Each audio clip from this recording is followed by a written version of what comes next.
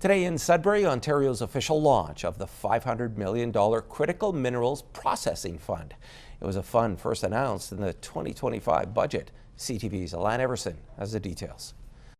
Standing up for Canada and what it means to be Canadian, the most ethical supply chain on earth. Minister of Energy and Mines, Stephen Lecce, talks about the role of Canada and Ontario in the critical mineral space.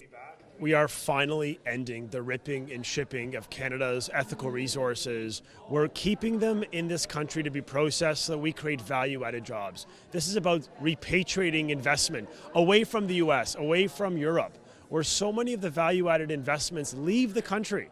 They get processed abroad only for us to buy it back at a premium. Now, we hear a lot from President Trump. I don't need anything from Canada. We don't want anything from Canada. We don't want. Up at the podium, the Minister of Economic Development talked about the situation south of the border. The fact that they need things like our nickel, our aluminum, our steel, our oil, our potash. They need all of those things. They have one nickel mine in the entire United States, and it's not going to last much longer. So there are things, especially things from Sudbury and Northern Ontario, that they need. The Mayor of Sudbury says this fund will make sure processing happens here at home.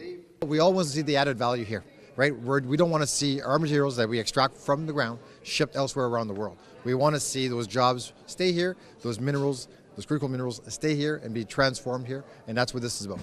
The official launch of the fund means that companies that accelerate critical mineral processing and strengthen domestic supply chains can now apply for funding through Invest Ontario.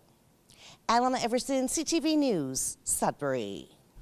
The Minister of Energy and Mines, Stephen Lecce, will be joining us later in the show to talk more about today's announcement.